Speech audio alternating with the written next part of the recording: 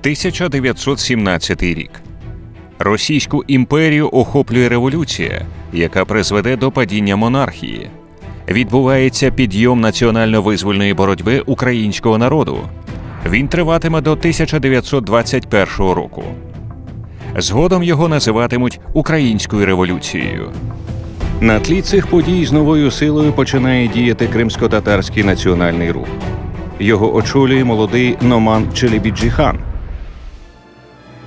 «Я поклявся, мій народе, що зцілю тебе від ран. Не бур'ян ви, браття милі, чом зогнити вам дотла?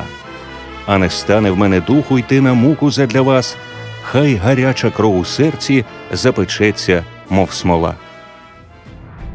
7 квітня 1917 року відбувається Всекримський мусульманський з'їзд. На ньому Номана Челебіджі-хана обирають муфтієм та очільником новоствореного керівного органу національного руху кримських татар.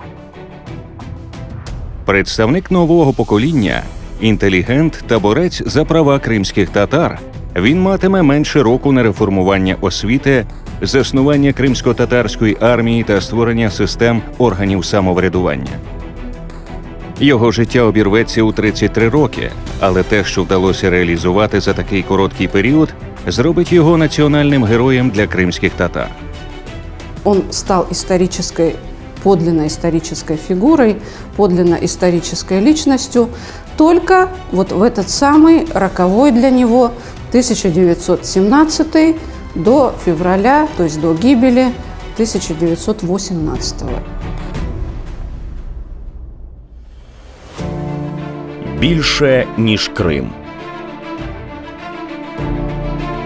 Великі люди маленького народу.